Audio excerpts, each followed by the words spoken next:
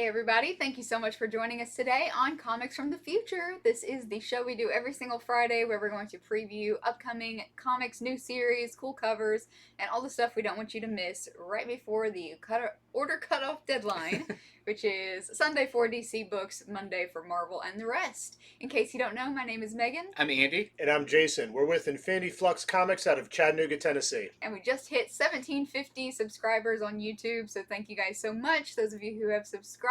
And if you haven't, please take a second to do so. It really helps out our channel, and if you find this content useful and want us to keep doing it, it means a lot. Also, check us out on Instagram, whatnot. We have a show tonight selling some comics, and we post different content every single day in a different place, so don't miss it. All right, but first, let's begin with our featured comics, starting with Marvel has a new Damage Control miniseries. This is going to be a 5-issue series written by, they're bringing in another TV writer. I like how there's this like sort of tug of war between writing for TV and writing for movies and writing for comics.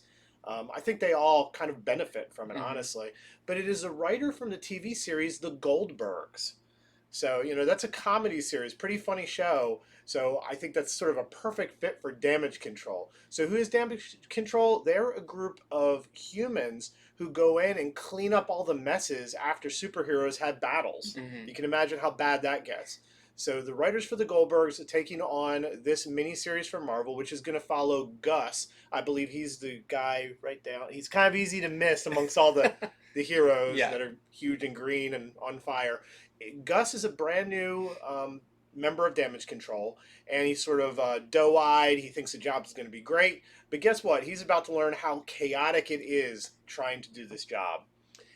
There's also going to be a backup story with Damage Control cleaning up after the Infinity Gauntlet. So I have to check that one out. Anyhow, so this is the main cover, and then you have this ROBSON variant for Damage Control #1 of this 5-issue new miniseries. And they just were in the Miss Marvel show. So Marvel's really kind of bolstering Damage Control, which I think is good. I think they're funny and kind of a cool, like, non-superhero element to this superhero world. Yeah, it fleshes it out. So we have superheroes in our world, but what happens after the battle? Yeah. That could be just as interesting. And it's more cross-pollination between the really cool TV shows and the comics, and I love that. Next up is a blast from the past. This is the last Shadowhawk #1, celebrating the 30th anniversary of Shadowhawk. This is just a one-shot, but if you don't know, Shadowhawk was created by Jim Valentino, who was one of the founders of Image. So Shadowhawk was right there in the early days with Spawn, Savage Dragon, Youngblood, all of those.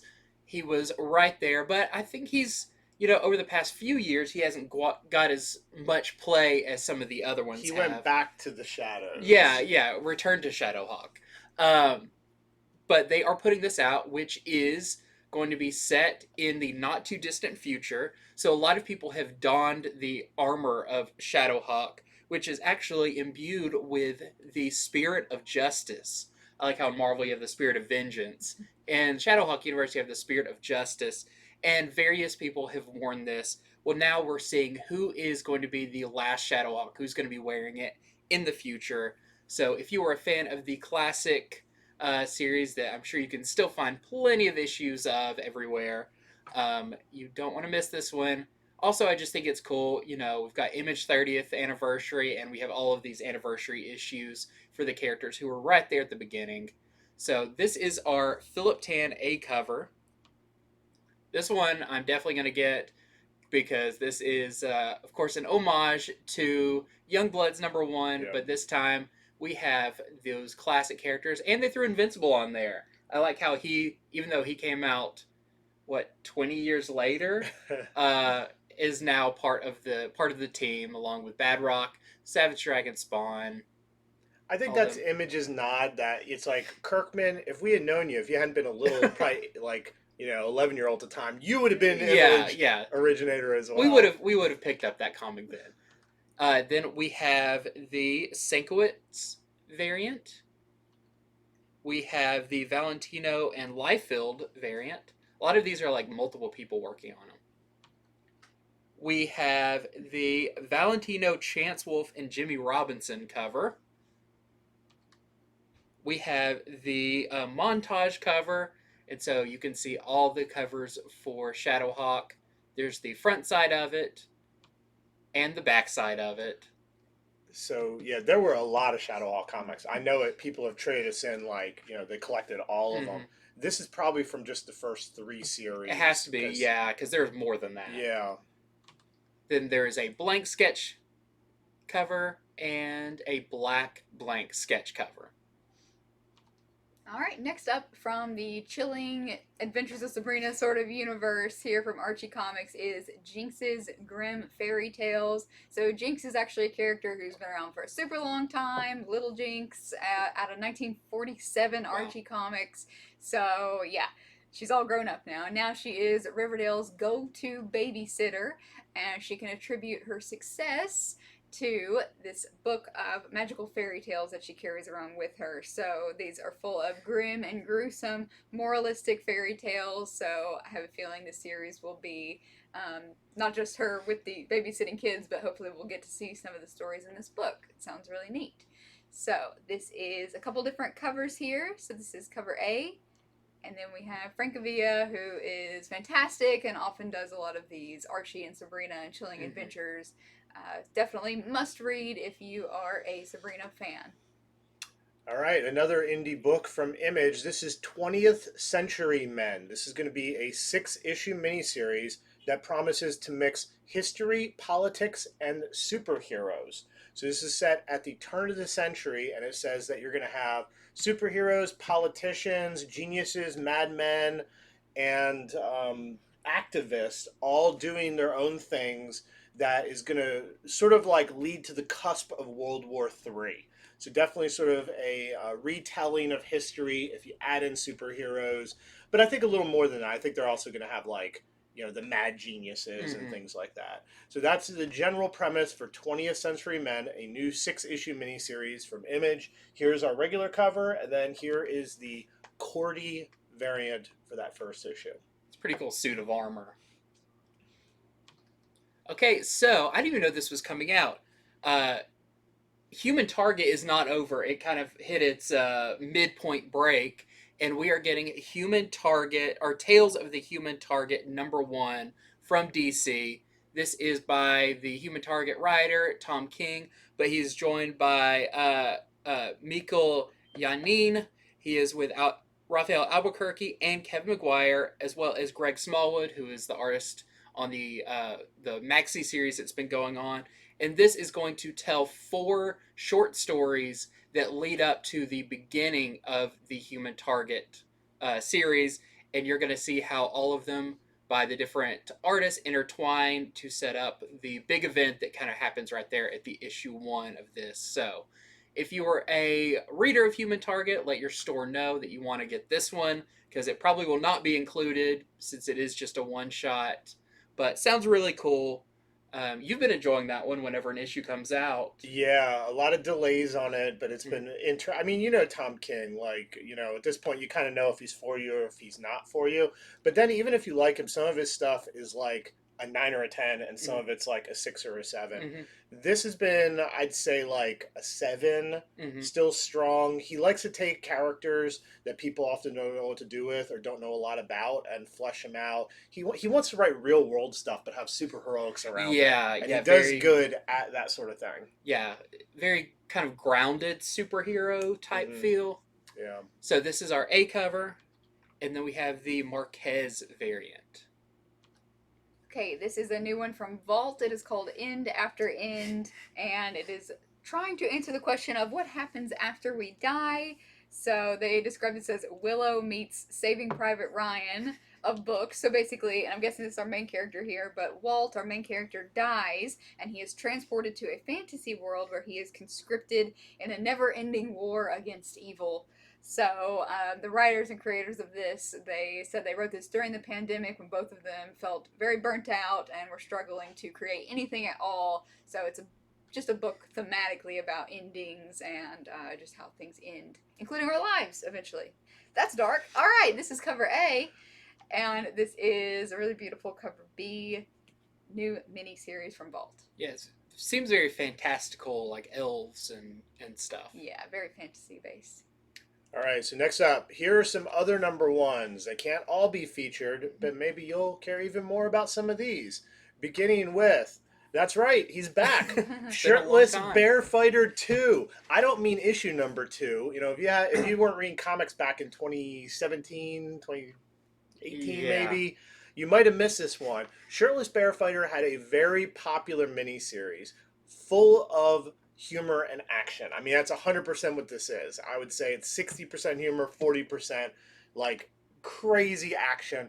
This dude, he hates bears. And I don't just mean the furry kind. I mean like the football team, the Bears. If it has anything to do with bears, not only does he hate it, but they hate him. They come after him. So the first series, wild. I suggest you pick it up.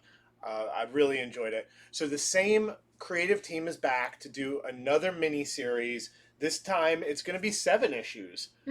Yeah, typically it's only 5 to 6, but they give them There's a more 7th bears. issue. Yeah, so in this, the Shirtless Bear Fighter is going to try to go after his own origin, which is going to take him into space on a collision course with Ursa Major. Not just a constellation, but that is the god of all bears. Wow. Yeah, so, you know, they're like, what are we going to do? We blew the last one up so big. They're going to blow it up even bigger. So I'm looking forward to this. This is the main cover. And then here is the Brunner variant, which is a wraparound. I don't know what to think about this this cover here. Like, what is happening? And then here's the backside of it. So possibly some new characters we're going to get in this mini-series.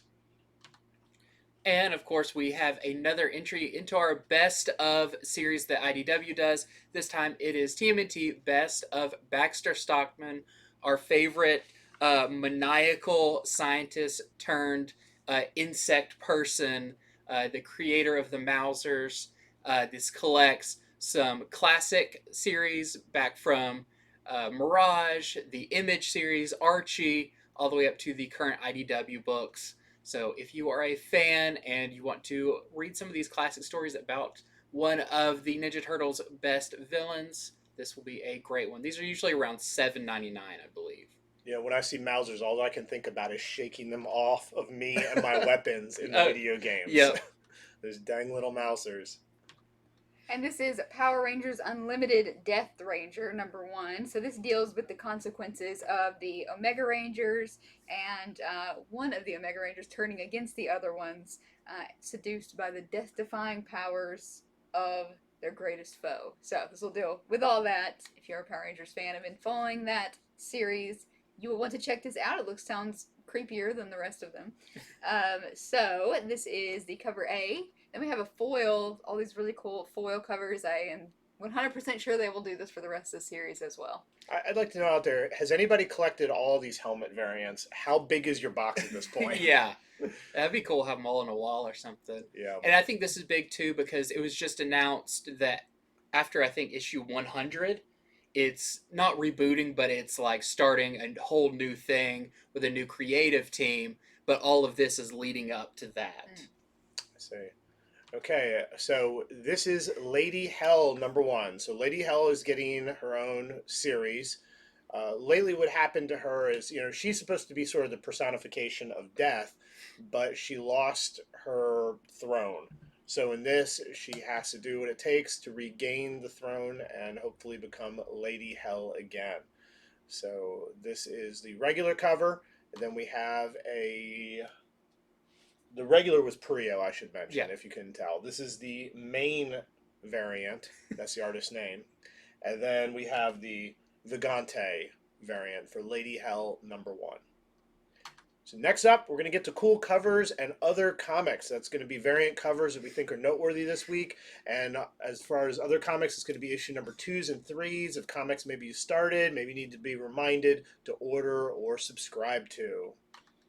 Starting with Batman White Knight presents Red Hood #2. So this is only going to be a 2-issue miniseries that picks up on a plot thread that's been going on in Batman White Knight Beyond, and this follows Red Hood, and I think it's really interesting. The issue 1 solicitation didn't talk too much about what the series is about, But this is cool because it is Red Hood and his new sidekick named Gan, and he is trying to basically turn her into the ultimate Robin because of how much Bruce Wayne failed him at being Robin. He wants to create one to kind of prove that he could do it better. Also, they're going up against Shriek, you see in the background, who is a big character from Batman Beyond, the animated series, that they're bringing him into this as well.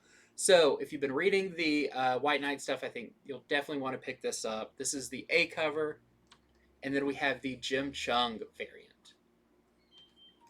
Alright, so this is DC vs. Vampires All Out War featuring the team of Booster Gold, Deathstroke, Mary Marvel. This is the companion series to DC vs. Vampires, if you are reading that. So issue number 1 just came out this week, and it is really interesting. They're doing it in black, white, and red, monochromatic theme, and this is going to be a 6-part miniseries, so don't miss it if you are enjoying DC vs. Vampires. A few covers here. Cover A. Then we have the Leslie Lyrics cover B, and a swimsuit cover. Yep, more on the swimsuit More on the cover swimsuits. line. Yep. If you look at that one too, it's cool because she's a vampire, so her skin is smoking. Starting to burn. She She's should have burning, thought ahead. burning Yeah. almost as fast as I do. No sunscreen gonna save that. Yeah, we took like, what, a 15-minute walk yesterday, and I got a sunburn on my face? Unfair. All right, so this is Black Adam number 3. This is the main cover for it. And in this, Black Adam is wandering through hell. Meanwhile, his descendant, Malik, whose first appearance was in issue number 1, and then he kind of gained some powers in issue number 2, is doing everything he can to try to bring Black Adam back, even things that might be considered unethical. However, in this issue, he also starts to wonder, should he bring Black Adam back? Is that really a good idea? So that's what's going on in Black Adam number 3. So again, this is the main cover. And then we have the Sandoval variant, the Raza variant, and speaking of swimsuits, here is the swimsuit Lupacino variant. It's more like a bathtub Yeah, suit. bath suit. It really is. Yeah, I mean, that is kind of strange. But I guess with his servants around, you know, he's got to keep the trunks on, not to embarrass anybody. Okay, next up is Dark Crisis Young Justice number 3, or as we just learned this week, it is Dark Crisis on Infinite Earths is the new title of this. But this is Dark Crisis Young Justice number 3. So we in the last issue we've seen Superboy, Impulse, and Tim Drake be in this kind of different reality back in the Young Justice time, their classic team, kind of back in happier times. But at the end, there is an appearance of Captain Boomerang, Lex Luthor, and Deathstroke. Each of them were villains that had major effects on their lives. And so we're going to see how they deal with that kind of new thing that's come into play. So this is our A cover for that. And we have our Jorge Corona variant as well. Wow, that is the eyes of crazy. That's too much coffee, too much sugar, too much speed everything. force. Yeah. And then we have some really gorgeous Catwoman covers to show you this week. For Catwoman number 46, starting with this B cover by Suzumaka, which they've been doing some 1 in 25 incentives, so it's nice to see an open order variant here. And then we have a swimsuit one as well. This one looks really nice if you see it like in person up close, because her eyes are almost completely white, so they really pierce. Pop out, yeah. Yeah, it's really cool. Those are both really good covers. And once again, like Megan was saying, this one will probably get under ordered. Mm-hmm. There's a lot of people who have been hunting those incentive covers, and now it's open order. Yeah. And I think it's really nice. All right, so next up, this is issue number 6 to Batman Superman World's Finest, which has been such a good series. In this one, due to what occurred in the last few issues, Dick Grayson, as Robin, is lost in time. And Superman and Batman are going to have to get very creative if they're going to be able to help him out. So I think we're going to follow sort of what's going on with Dick Grayson, meanwhile seeing how they might try to solve that. And then here is the Dodson variant and the Sandoval variant for Batman Superman World's Finest number 6. Now that's a swimsuit variant. They're just out in the pool having fun. The crypto with the swim. Yeah, that's great. funny. Okay, next up is our Federici variant for Batman the Knight number 8. I really like the last issue with Zatanna. In this one, we find out that someone has been watching Bruce as he's gone through all his training from the shadows, and now it is time for Bruce's final lesson to begin. So this is number 8 of 10. We only have a few issues left. It is a very exciting series. And then we have a few Harley Quinn issues for Harley Quinn number 20. She is still in space battling aliens and eating moon cheese. And this is John Boy Myers, cover A, Derek Chu, cover B, and the Ryan Sook homage cover for Harley Quinn's 25th anniversary. This is the first appearance of Batgirl homage. Yep, I've really been enjoying these, and these have barely started releasing, so it's at this point that a lot of stores aren't ordering enough, so make sure to get your order in for these if you want them. All right, so next up, this is Flash issue 785, which is a Dark Crisis tie-in, says it right at the top there. And in this issue, the Speedster team, just as they are getting Barry out of the trap, the mind trap he has fallen into, it seems that one of them might be succumbing to the very same thing. So that's what's going on in Flash issue 785, Dark Crisis tie-in. And we have the Kembadas variant. It's a very weird one. He looks very flat.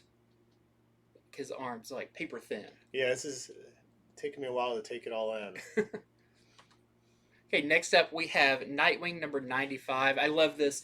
You know, Bloodhaven, they're like, you see this enough, we need to put a street sign up for Nightwing swinging by. So in this one, Dick Grayson now has to save the life of Blockbuster, one of his villains, from Heartless. So it's kind of tying some of the villains back in together. This is our A cover. We have our Campbell variant. And then this one, hi-oh, it is Nightwing Swimsuit Edition. Too many abs. Like, just... And I like how the light is in his eyes only to make him look more handsome. Give him a chance to grin. I have to say, a couple issues ago, Heartless fought Blockbuster, and Blockbuster threw him out a window. So I can see why Heartless is trying to kill him now. Good issues of Nightwing. This is Captain America Symbol of Truth, number 4, and Marvel is doing this series of Beyond Amazing Spider-Man variants in honor of Spider-Man's 60th anniversary. Lots of anniversaries. There's going to be 20 total of these. So they say. You know how that changes over time. But anyway, it's supposed to be 20 total of these Beyond Amazing Spider-Man variants, and here is one of them. That one's cool too, because if you look really close, all that blue behind him is the different faces of his villains. Nice. Interesting. All right, so this is issue number 3 of Axe, Avengers, X-Men, Eternals, Judgment Day. And it's funny, the solicitation doesn't say much on this. It just says, Judgment Day begins.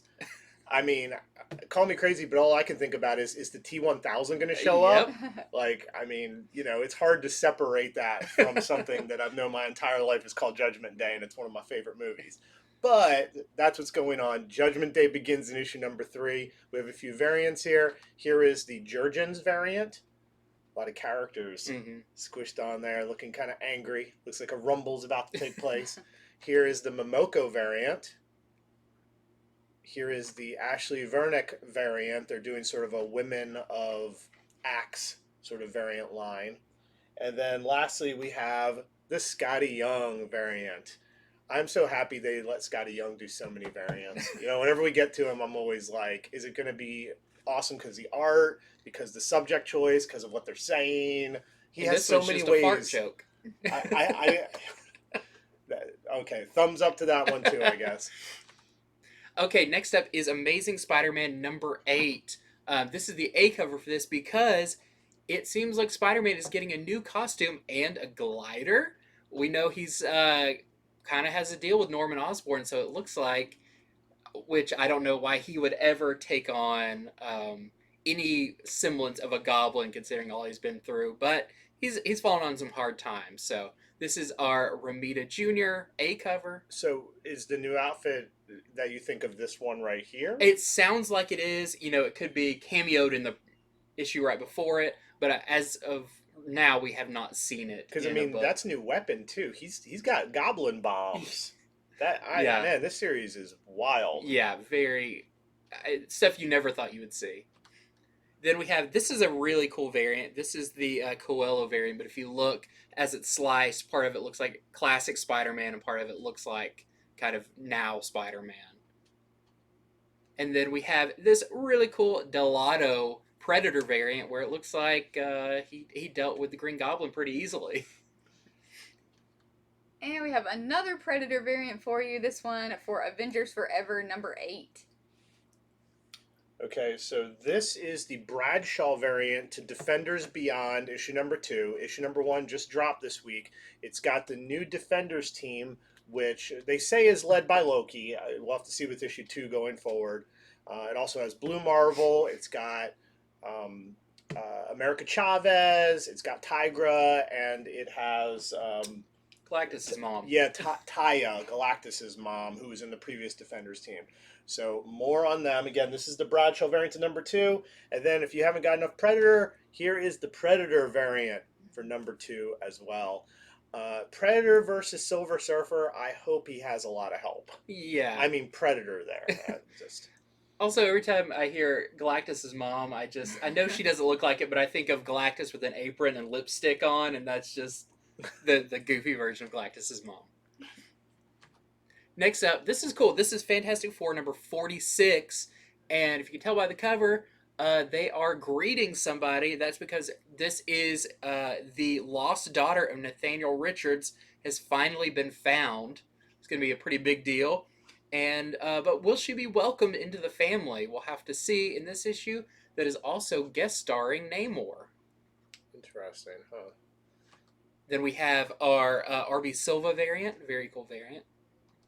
And we have our Superlog Predator variant. And next up we have Fortnite Marvel Zero War number 4. For some reason I thought this was a 6-part series, but it is just 5. Wow. Only 5 codes to get this time. And as we joked about before, I feel like most people are getting these for the codes, but they're still necessary for you. So this is the A cover. This is the Hans variant. This is the Noto variant. And the Ron Lim cover for this series. Very, very popular for one reason or another. All right, so here's one that you might want to order because issue number 1's not out yet, but unfortunately it is already time for us to place orders on number 2. So you didn't miss number 1. Number 1 comes out later this week, but our orders for this are due before then.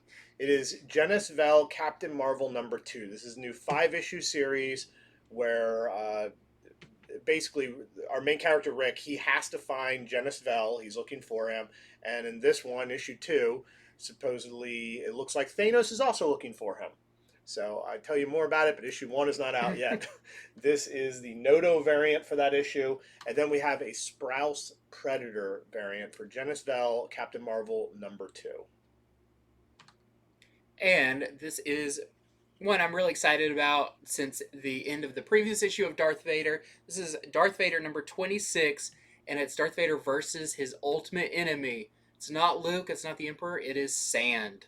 Darth Vader and Anakin hate sand. It's Vader versus sand as he is trapped in a sandstorm, and he has to rely on some skills that he hasn't tapped into since he was very young. So they've been touting this as a big issue. At the end of the last one, it looks like he may actually have to get in a pseudo pod racer. Very fun. So this is our A cover. I like what they're doing with the title here too. You know, as much as the sand's pulling him down, the title's getting pulled down as well. We have our Alex Maleev variant. We have our Sprouse Choose Your Destiny variant. And we also have out this week, or this week when this comes out, Dr. Aphra number 23, where Santa Staros will stop at nothing to rescue Aphra, even though she's being corrupted by the Spark Eternal. And this is our Sprouse Choose Your Destiny variant with Darth Maul. And then we have the Yagawa variant with Aphra and the Archivist. All right, we have more of these beyond amazing covers for Spider-Man 60th anniversary. This one with Miles Morales, Spider-Man 41. And I know this has got to be paying tribute to a cover, but I cannot think of it. So if you guys know in the comments, I feel like this is a good one to let us know what this one is. What is Miles Morales Spider-Man 41 Beyond Amazing? Definitely paying homage to some disco pants. And I feel like Mary Jane, just get the hint. He's Spider-Man. Look at his shadow. He's Spider-Man. She's too busy bebopping and dancing. In those pants. Okay, so this is issue number 2 of Above Snakes. This just started the other week.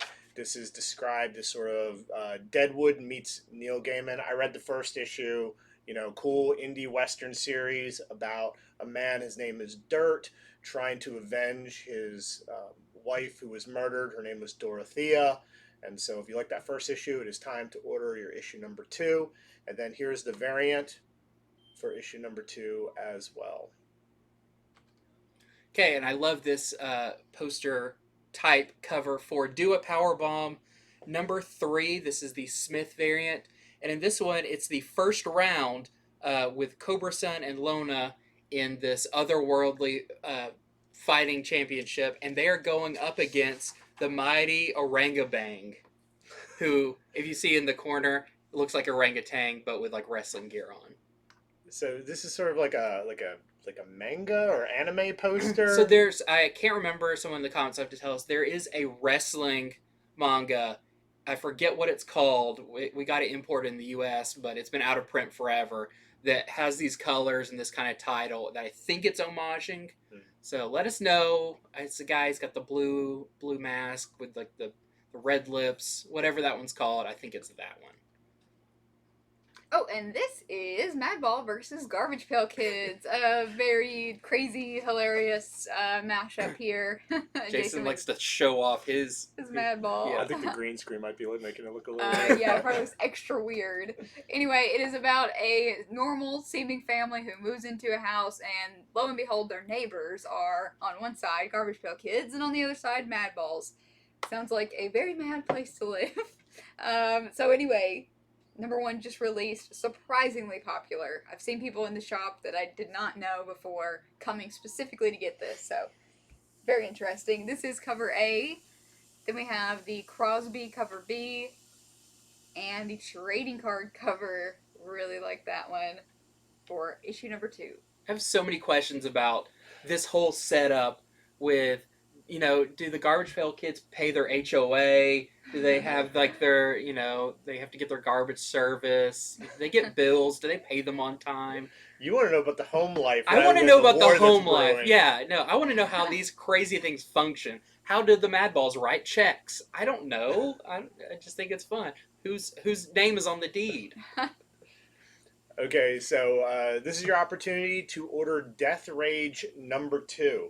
And in this issue, our main character is going up against every hitman, assassin, and thug back in its setting, which is 1986 Las Vegas. So really interesting setting for Death Rage. So this is number 2A cover, and then here is the Sora variant for Death Rage number 2. If you're a fan of Deadpool and kind of characters like Deathstroke and that kind of thing, I think you'll like this book. And next up is a Death Dealer, or Frank Frazetta's Death Dealer number 4. They're really expanding this line. Keep your ears open, because I think they're going to be announcing some more things that are going to be within this Frank Frazetta verse. They've already talked about, there's one called the Sea Witch that's coming out. It's a one-shot. There's another one-shot coming out. So they are committed to this. And in this one, the Death Dealer is getting pulled into this big war, but he doesn't care about that. He just wants to protect this woman and child from the first issue that kind of gave him a little bit spark of humanity. And in this issue, we learn more about his past and his origin. So this is our A cover.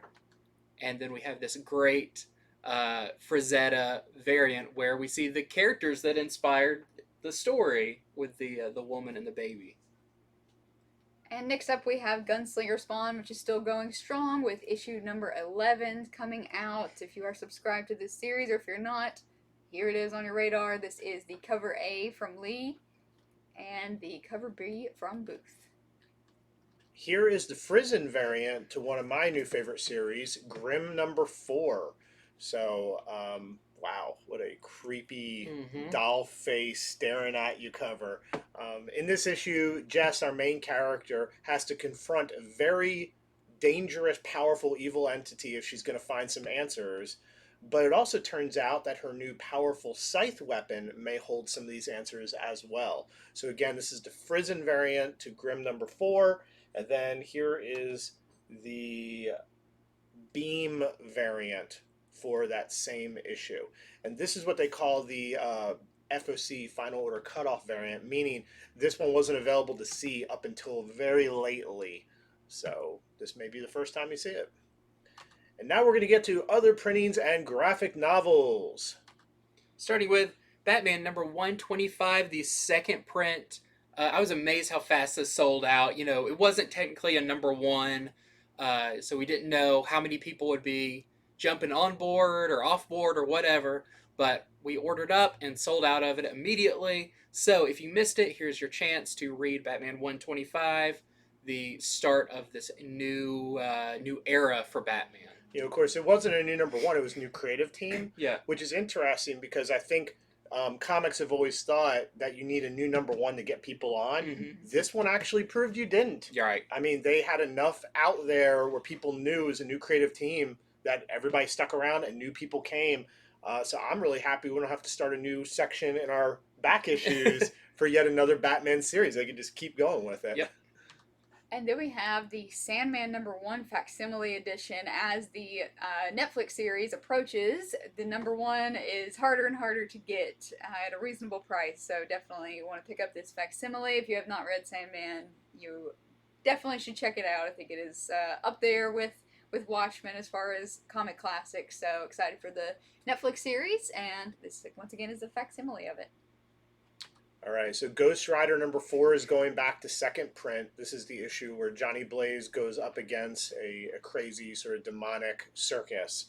A wild issue indeed, so if you missed that first print, here is the second printing for Ghost Rider number 4. And then we have a second printing for Miss Meow number 1. We sold out of this one. They say it sold out like at the distributor level, so a lot of people trying out this new book from Merc Publishing. If you didn't get a chance to grab it, here is your chance with a second print. And then we have Black Adam JSA, Black Rain trade paperback, trying to get you some of those Black Adam stories before the film, get you a little bit of a primer.